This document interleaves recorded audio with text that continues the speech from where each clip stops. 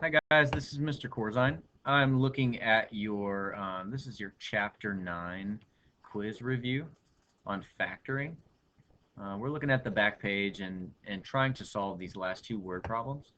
I've done a little bit of work ahead of time. I think this is stuff that you can do on your own. Let me point out what I have so far. When I look at the diagram and I want to think of it in terms of the area of the diagram, I use the information that they've given me. The width here is actually made up of an x and then an extra 2 inches on either side. So that makes x plus 4. That represents my width. My length from top to bottom is made up of all of these measurements. I've got 2 inches at top, another 2x here, 4 inches, another 2x, and then another 2 inches at the bottom. All of it adds up to 4x plus 8. That represents my length. So if I ever want to find the area, I multiply the length times the width, which in this case is x plus 4 times 4x plus 8. For the next step, they give us the total area, and that prompts me to maybe see what would happen if I FOILed this, if I actually found the product of these two polynomials. When I do that, I multiply x times 4x, x times 8, 4 times 4x, and 4 times 8.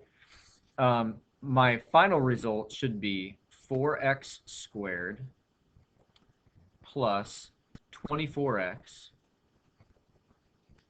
plus 32. And in the problem, they're telling me this area actually has a value. It's 480 square inches. Well, the next step that I would want to take is I would want to set this all equal to 0 so that I could zero out my my polynomial and find all of the values that would be true for x in order to make it equal 0. So I will subtract 480 on both sides, and that will be my first step. Now, all of this is equal to 0, and my new equation is going to say 4x squared plus 24x minus 448.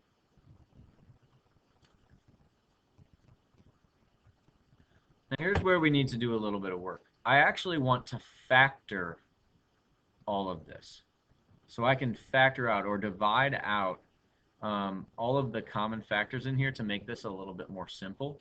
So I'm going to take my first term and my last term as a strategy that I can use. I'm going to multiply those together, and I get 1,792 x squared. That's actually a negative 1,792.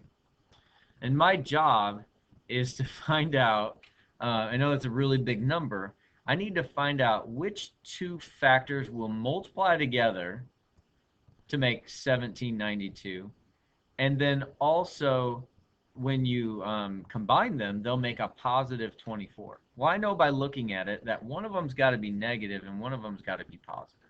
So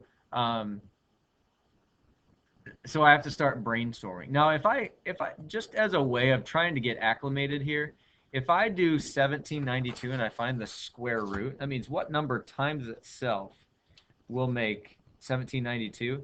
I get something like 42. So that's the ballpark that I want to start looking in. And I'm literally just taking my calculator and I'm dividing 1792 by something that's maybe a little bit bigger or smaller than 42. Now, when it's all said and done, it doesn't take very long. You realize one of the factors is going to be a negative 32x, and one of the other factor is going to be a 56x. If you multiply them, they make negative 1792. If you add these together, since the positive number is bigger, you'll get a positive 24. All right. Well, now I'm going to change colors. I want to bring down these terms from my original equation, and I'll separate out my polynomial. So I've got 4x squared minus 32x on one side. And then I've got 56x minus 448 on the other side. I will see if I can factor out enough terms to make this worth my while, to actually make it more simple. So let's see, I'm going to change colors again. What can 4x squared and negative 32x both be divided by? Well, it would appear they both can be divided by 4x. So I'm going to take out the 4x. And what's left on the inside is x. And then negative 32x divided by 4x, that leaves me with a negative 8. Now on the other side, both of these 56 and 448, I'm just kind of wondering, I'm actually, I don't know this for sure, but I think 448 can be divided by 56. So when I do it on my calculator, 448 divided by 56, you realize it equals 8. So I can actually factor out the whole 56 on for both of these terms. So then I get x is left here, and then 448 divided by 56, I already said, is 8. I had a hunch that maybe that would work. Well, now I see that x minus 8 can be factored out from both sides of my equation, or my polynomial. So that means this is part of my solution. I'll bring these down. They pair up and come together.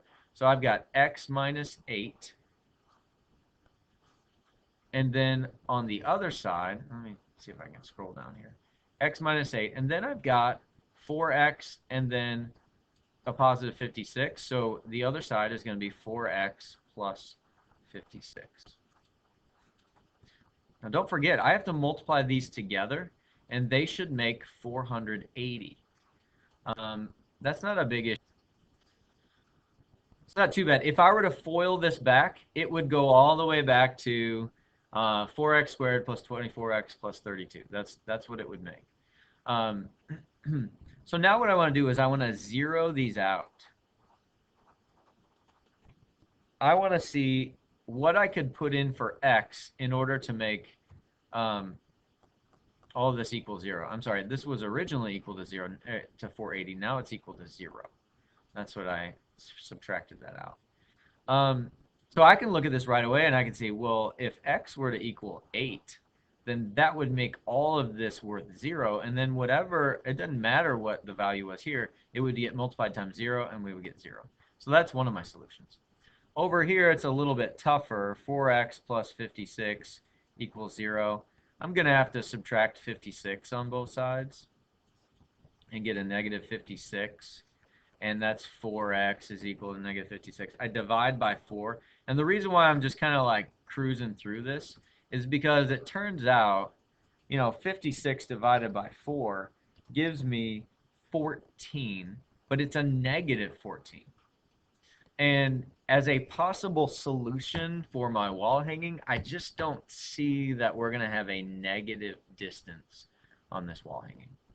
So now I want to go back through and see if this actually works. I've found a value that might work for x. Tell me if this makes sense. Instead of x now, I've got 8. I've got 8 for my width, so I've got 8 plus 4. I'll do this here for my width. And then for my length, I've got 4 times 8 plus 8. So this is 32 plus 8. That should give me 40 here. And then down here, I've got 8 plus 4, and that makes what? 12. Okay. So the dimensions, I think this is right. It should be 40 times 12. The dimensions of the entire wall hanging are 40 by 12. If I multiply those together, I should get 480, which is true. So that gives me my complete square inches. And I've skipped ahead to see the total dimensions of the wall hanging are 40 by 12. Over here for B, 480 square inches. This tells me, this is asking me what are the size, what are the length and width of the mirrors? Well, length and width of the mirrors are going to be 8 by 2 times 8. So this ends up being 8 by 16. That's the length for the mirrors, or the dimensions for the mirrors. And then 40 by 12, it's the dimensions of the entire wall hanging. I know this ended up being really messy, but I think it makes sense. I hope that it makes sense to you now.